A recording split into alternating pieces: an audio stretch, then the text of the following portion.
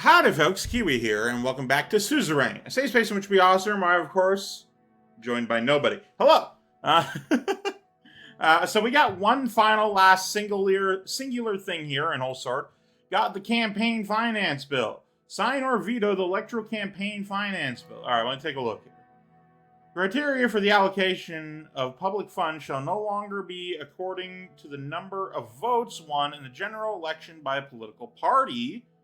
The new criteria shall use the proportion of seats won by a political party in the assembly. Political parties shall receive an annual amount of 500,000 Ren per member of assembly. This results in doubling of the USP election budget and a slight increase to the other parties in the assembly, while effectively removing all funding from the parties that are below the 10% election threshold.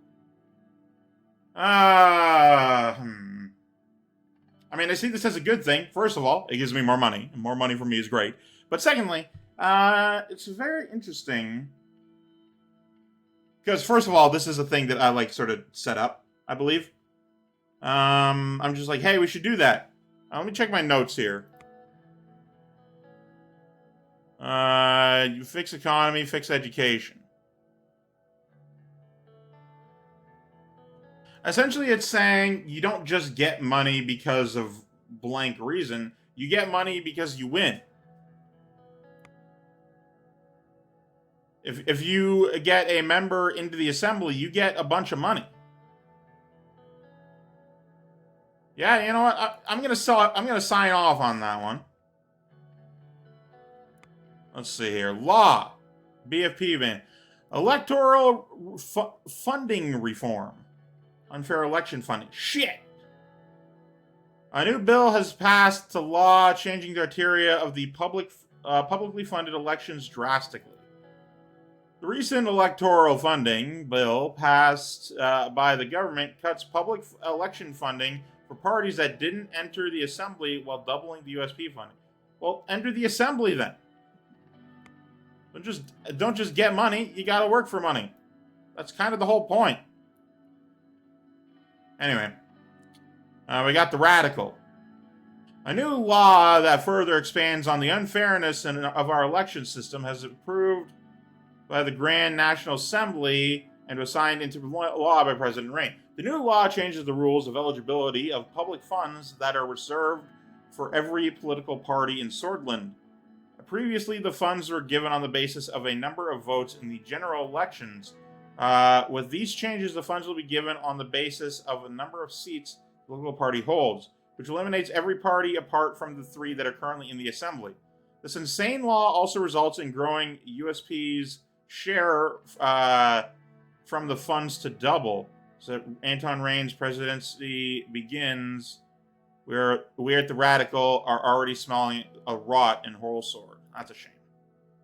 Campaign finance bill is signed into law by President Rayne after the approval of the Grand Assembly by a majority vote on Friday following a 3-hour debate.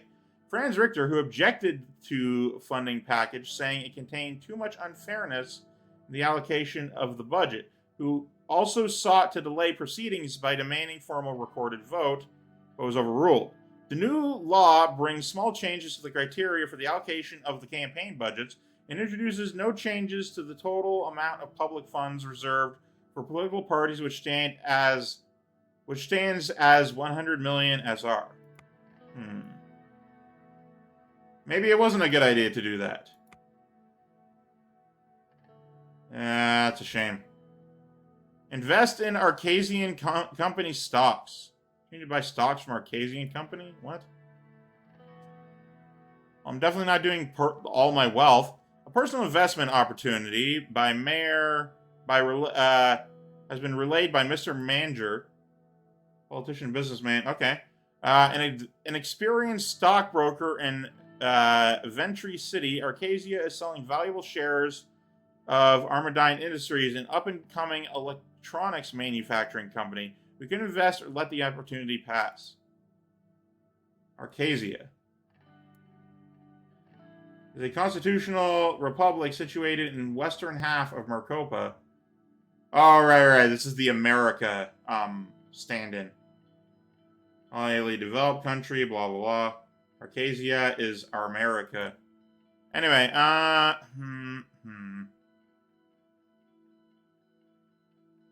It would likely be smart to invest, but I don't feel like I want to, you know? Problem is, I can't come back because it's the last thing left to do. I don't have time to think on it. I just gotta go do it. Click here to see the decision.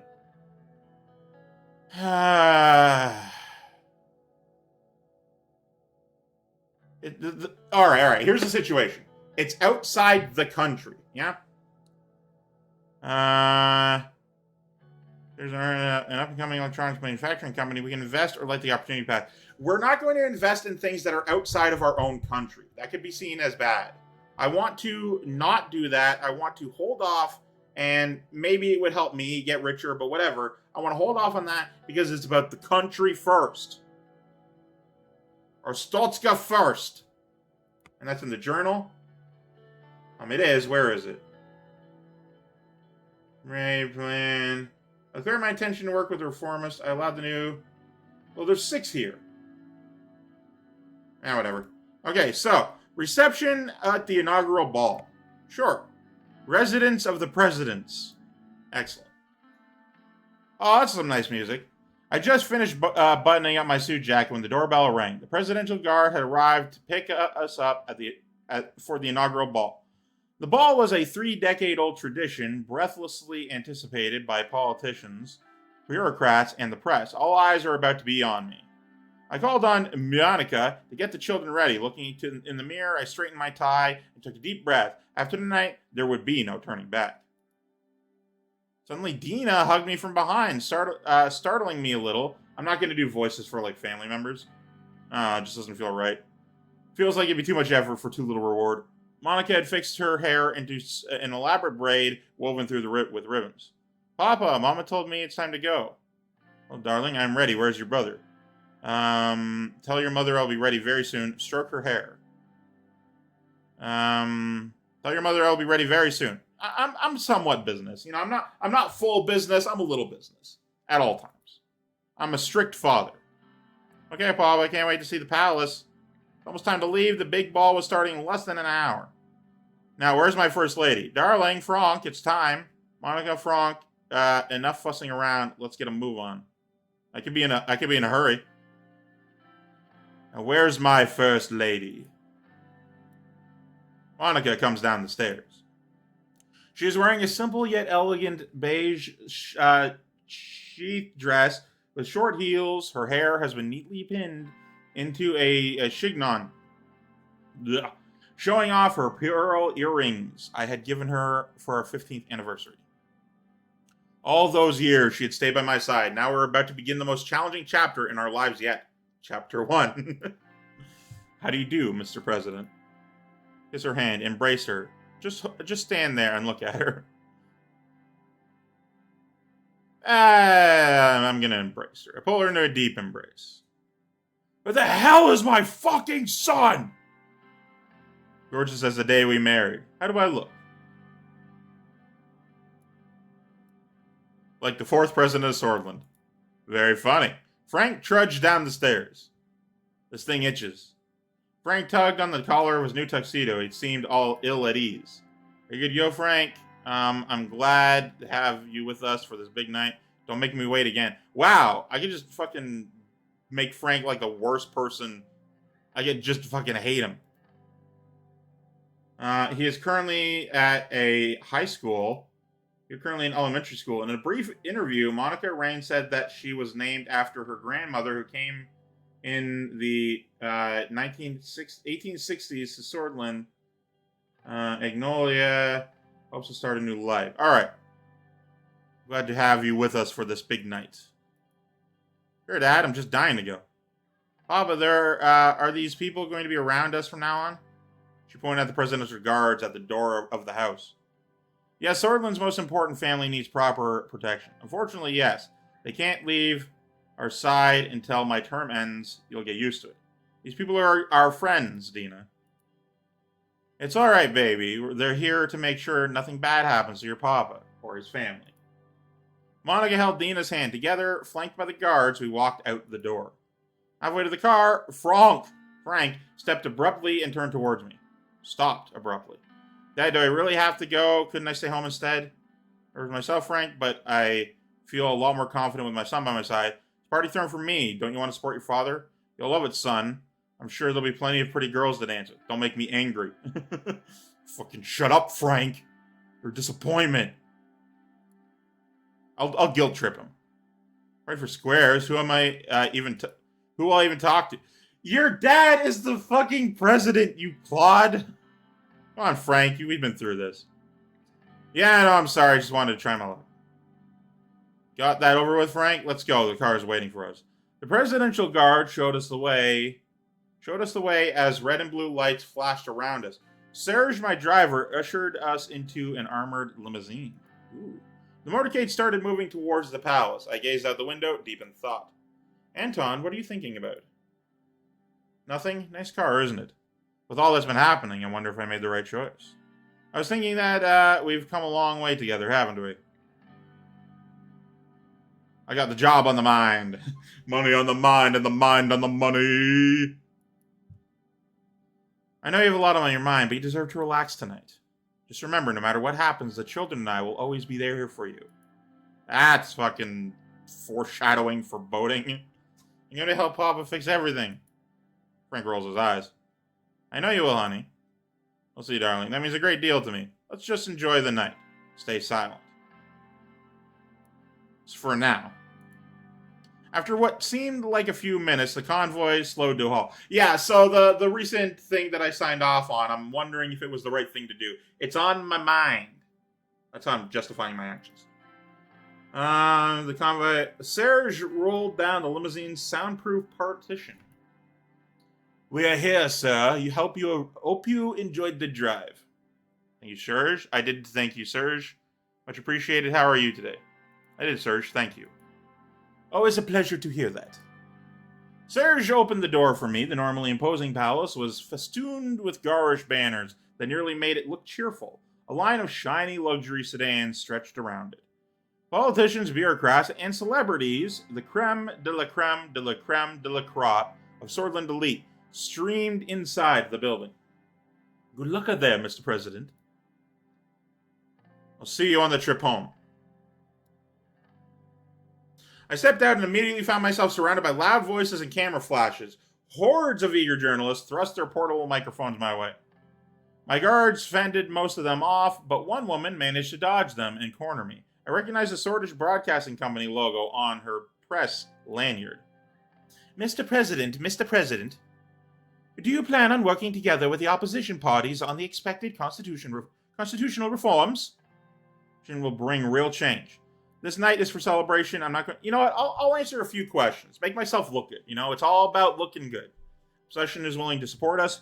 We are going to work with everybody. My administration will bring real change. Does that mean you don't plan on working together? Do you think you share no common ground with other parties? I did not say that. We will do our job no matter what. I don't think the opposition shares our values, no. We will do our job no matter what. One more question. One of your first acts as president was to sign a campaign finance law allocating public election... funds by seats in the assembly as opposed to number of votes. Is this a deliberate attempt to defund the Communist Party and the Bludia Workers' Party, neither of which have reached the election threshold? Fight with your questions, guards. My motivations are not for you to know. Perhaps it was, if left unchecked, those two parts... No, I'm not going to do that one. It's to ensure the USP has the funds we need to stay in power long enough to truly bring democracy to this country. Ooh, I'm slightly leaning to that one, but, you know, not quite. I feel like definitely not 3. Holy shit, not 3. My motivations are not for you to know. I'm gonna hit that one if I don't hit 4. Because I don't want to be like, hey, get away from me. You know, no questions. Freedom of press. It's one of the things that are good in this country. But if I say this, it will definitely be spun. Either of these could be spun. Oh, well. All of them could be spun. No.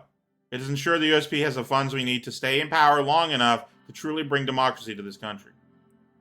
That's enough, ma'am. That's enough, ma'am, said one of my guards while nudging the reporter away from me. The path through the crowd was now open, and we quickly made our way to the entrance of the palace. At the same time, a dozen fireworks went off. Whew. Those chicken strips are coming back at me. The entrance is decorated with beautiful ribbons in Sordland's colors of white, yellow, and maroon, a lush maroon carpet that had been rolled down the stairs.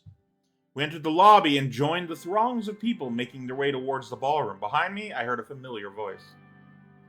There they are, the most beautiful family in Sordland. Uncle Peter! Hi, Uncle Peter. It's good to see you. You two are growing faster than I am getting wiser.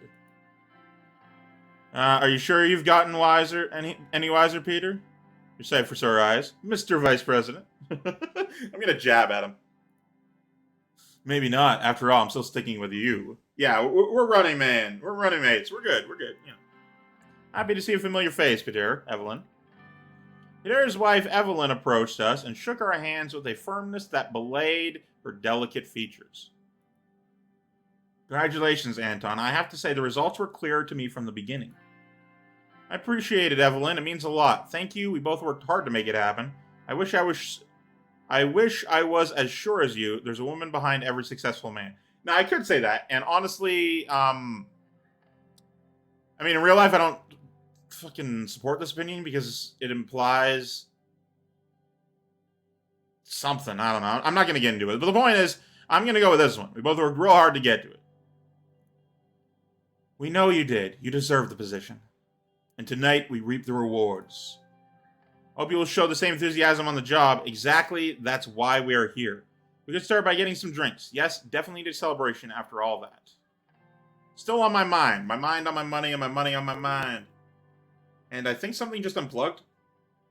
No, I know you do. Monica, how are you? You barely said a word. I'm more than relieved to have this roller coaster ride over with, but of course, now the real work begins. Ah yes, managing to help, planning parties, daily trips to the salon to look your best for foreign dignitaries. Wow!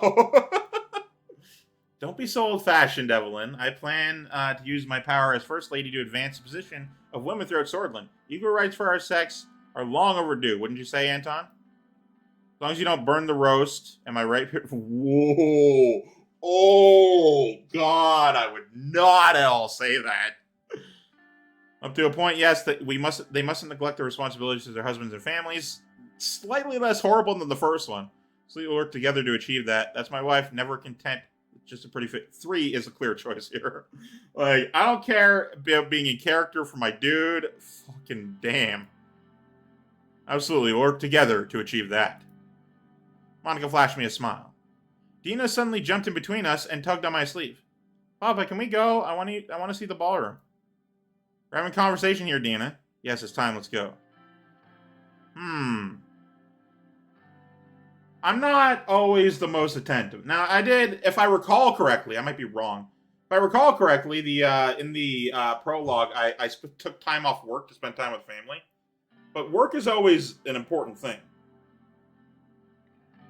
And, you know, as an uncle of a, to put it kindly, a very hyperactive young nephew, you need to be firm when you're having a conversation and let them know, as kids, you need to wait for a moment while we talk. The adults are boring, but that doesn't mean you get to say. He turned away in disappointment. That's all right. We need to go anyway. It's already time. Move to the ballroom. Shit, what's choice? We left the lobby and made our way towards the ballroom. Inside, we were yet again surrounded by a noisy crowd, but this time it was the politicians who sought to appease the new authority in Sordland. I spent the next few hours shaking hands, joining various conversations, some serious, some superficial, some superfluous, and making speeches. We finally settled down at our dinner table with the Vecturns as the band started playing some slow jazz tunes. Ugh, that was tiring. We have to get used to it. What, you're already tired? Another drink? If I have to shake another hand again, we have to get used to it. Well, suddenly a loud banging noise echoed from outside the ballroom, then another one, and another. Shit!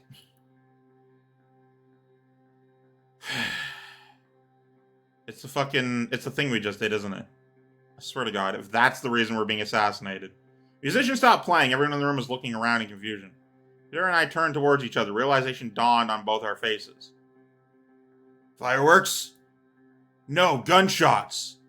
As soon as Monica heard the word, she lunged from her seat. Get down!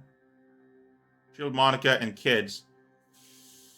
Shield them. I threw myself at Monica, Dina, and Frank to shield them. Papa, what's happening? I knew it. We never should have gone.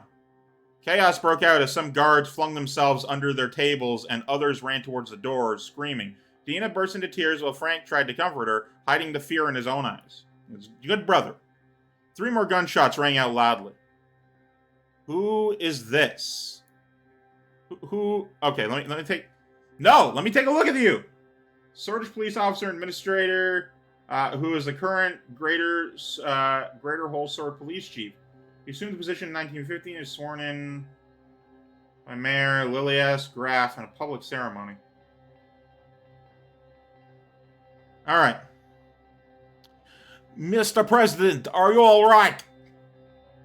Head of the Sordland police force was running towards us with 3 more police officers in decorated uniforms. They all had their guns drawn. As soon as he made it to us, he saw that we were unharmed. He let out a big sigh of relief.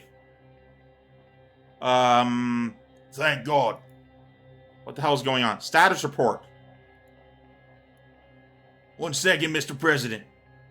He turned around quickly to his men. Check the perimeter now.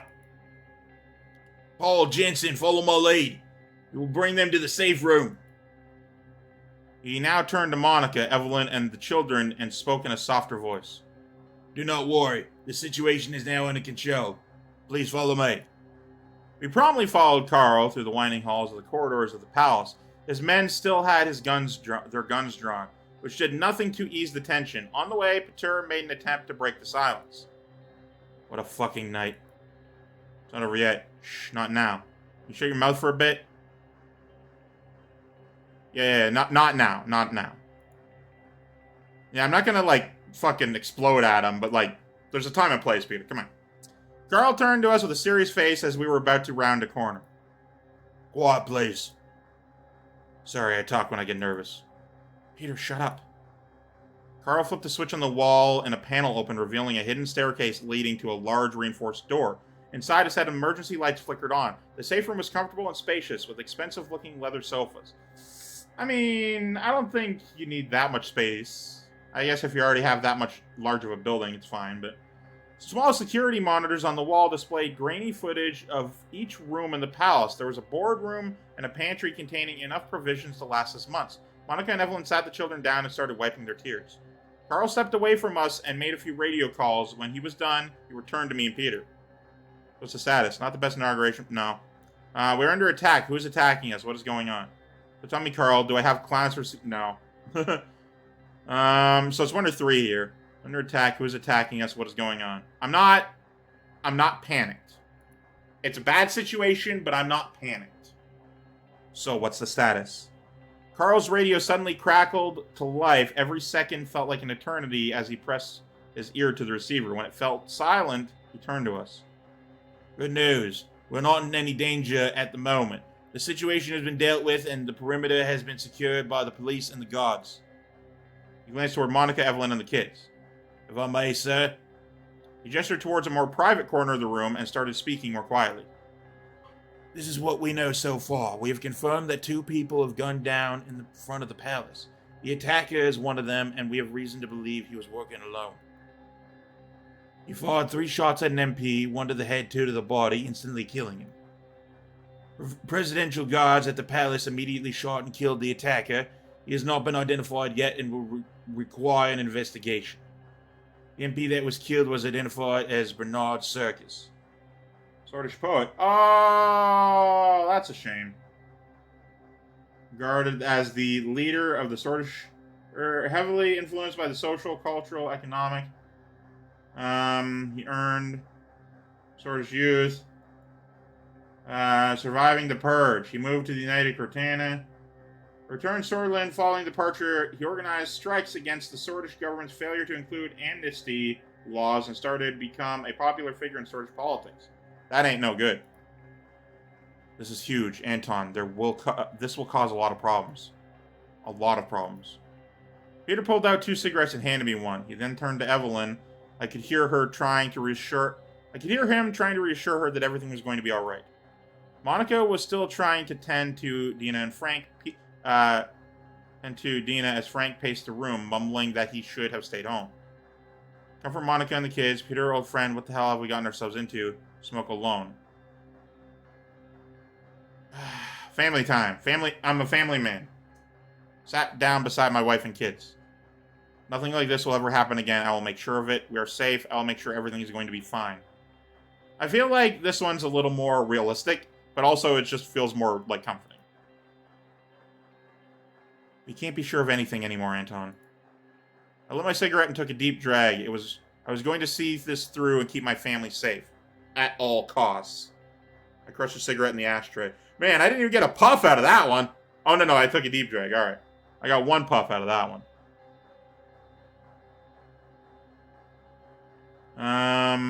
Still got the music going on. Emergency meeting? Hang on, I need to read the security briefing. Also, let me read the newspaper. Sordland today. Rayne shuts down Richter. President Rayne shut down the call for cooperation from Franz Richter, of the head of the inauguration ball. Regarding the remarks Richter about a possible cooperation to fix the current problems of Swordlish political institutions, will do a job no matter what, said President Rayne. Shut down the call for cooperation. I did not do that. Richter has long been vocal about his democratization plans, and it seems that his demands for constitutional change will never become a reality if we do not see a Richter presidency anytime soon. It looks like the opposition will have a hard time during President Rayne's term. Rayne says bill was necessary for democracy. MP shot, yeah. One of President Rayne's first acts in office was a campaign law allocating public election funds by number of assembly seats as opposed to the percentage of votes won in the general election. In an interview ahead of the inauguration ball, Rayne claimed that this decision, which would effectively double the election budget for his own party, was necessary in order for the USP to truly bring democracy to Sordland. MP shot, nation in shock. Sordland has been shocked by grave news today as an elected member of parliament has been shot dead in a suspected political assassination. Police sirens are heard around the clock today as the whole Sword police force increased security measures around the capital.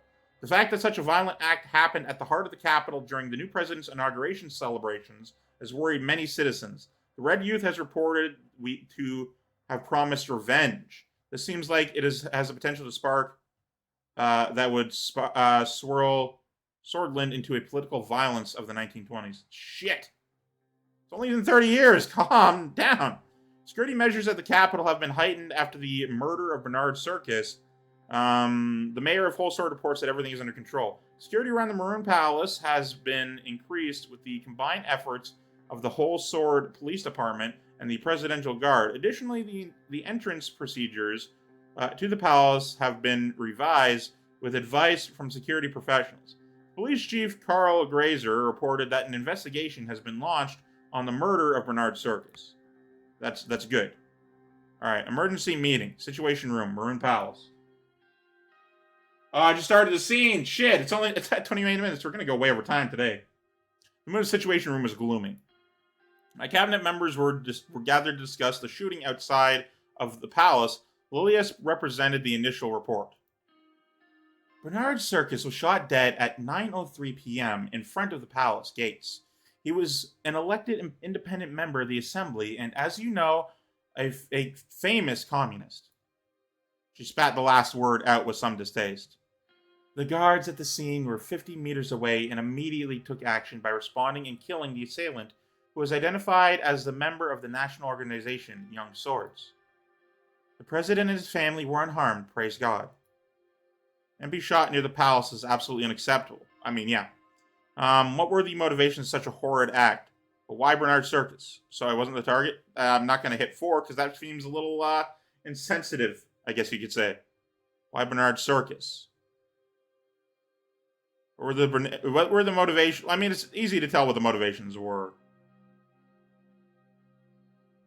Investigators are suspecting a political assassination since the Young Swords have been threatening the communists for some time. This sets a dangerous atmosphere where the left versus the right political violence of the 1920s might spark once again. A return to those days would be devastating. The coups are the reason why our country stagnated for a decade. Nia Morgna, the Minister of Justice, sighed. Politician and attorney, Justice of Law, she became a member of the United Sordland Party in 1949. For her political career, she worked as an attorney in Dare. Okay. The Red Youth has condemned the killing, but didn't stop there. They promised revenge. This will in turn spark aggression from the young swords. The whole cycle started because Bernard Circus expressed his views. We can't simply look away. Nia had always been one of the only members of the Justice Ministry truly deserving of the name. She had survived countless attacks on her character while fighting corruption within the ministry, and rising to power had only compounded her sense of moral duty. Freedom of expression is part of our Constitution. We can't have anyone, let alone an MP, shot for voicing different opinions. I fully agree. We should protect freedom of speech. The Machiavellist ideology that the Red Youth promotes poses threats to our country, too. We should be cautious. The nationalist young swords have overstepped, and they should be put under the loop for such extreme action. Now, that's a curious thing. Now, obviously, I'm not going to go... hang on. Red Youth is condemned for the killing, but didn't stop there. They promised revenge. Okay, so we want to like bitch at the young swords. So yeah, no, it's the nationalist young swords have overstepped, and they should be put under the loop for such extreme action. I fully agree. We should protect freedom of speech. Yeah, if we condemn these guys, first of all, both of these would be bad, but also they're the better options. So fuck. I fully agree. We should protect freedom of speech. That could be like, oh, you're not gonna step up and punish these guys. But also, National Young Swords overstepped, and they should be put under the loop for such extreme action. They'll be like, oh, the new guy's a dictator. Everything is bad. I fully agree. We should protect freedom of speech.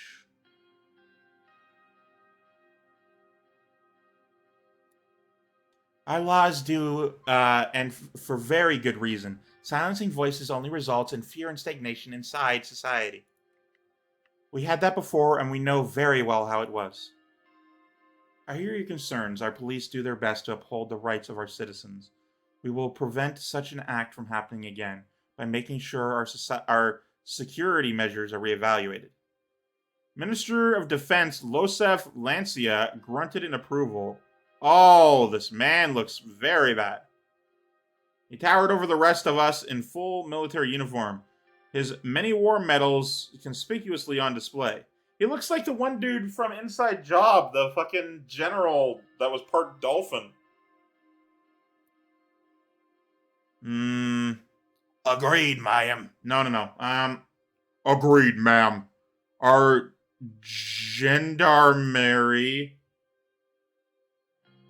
of the Republic of Sordland is an armed law enforcement. Will also help boost security in the rural areas where possible. There might be more to come. We should reform from making the issue a political one from the start. It will only add fuel to the fire. The smartest man in the room, ladies and gentlemen. It is political, though, isn't it? You are right. We need to calm the situation. It's early, but will we attend the funeral? Nah, I'm not jumping there yet. Our government is capable to maintain security. Our job will be to reduce tensions. Several police cars rushed past Maroon Palace, and everyone went silent. Regardless, the full investigation on all involved parties is underway. We will find the subversives and punish them soon enough, Mr. President. I will do my best to help coordinate the administrative tasks. Justice will be served, and the rule of law will return to this country stronger than ever. Only if you stay vigilant as a country. We must think about the upcoming budget. Too soon to jump to conclusion. Reckless acts will have dire consequences. I agree. Internal stability must be maintained. Our security funding might need to be increased. We should not lose sight of our real political goals like the constitutional reforms. Agreed. These matters shouldn't distract us from what the people want us to do. Lucian took some notes after checking the latest newspapers and reports. It seems that the tensions between the communists and nationalists will escalate further. It is very difficult to pass any meaningful change if there is chaos in the country. We can't pass any constitutional reform in such an atmosphere. We can't fix a recession if there isn't stability. We will make it through this and deliver our promises. We can't fix the recession if there isn't stability. You're right. We need to trust our ministers to stabilize the situation if it comes to it. This will be it for today, then. We will convene soon. Thank you all, and keep us updated. The meeting concluded, and the ministers left the room with concerned looks. It was hard to anticipate what would happen next. Bernard Circus. New codex entry added.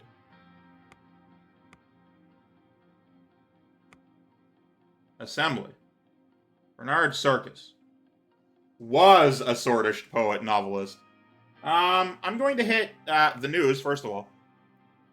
Blockhaven time. Breaking news. Bernard Circus, a prominent independent MP known for his communist romanticism, has been murdered leaving the Marin Palace guards grounds after the inaugural ball of Anton Rayne.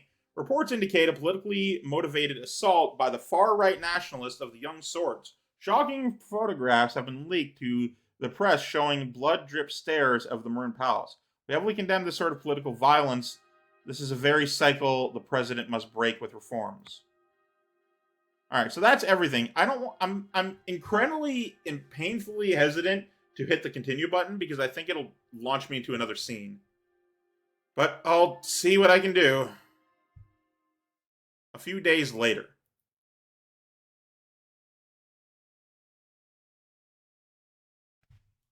Hello? Oh. Oh, wait. There you go. It took a bit, but we got it. Okay, good. Nothing happened. Nothing happened! Alright, so we got news reports from all over the damn place. We got this shit going on. We got this shit down here going on. You know, everyone's got stuff to say. But anyway, that'll have to be it for this one. Thank you guys so much for watching. And of course, I'm Keywii. Great to yourself a delightful day. Love you all. Goodbye.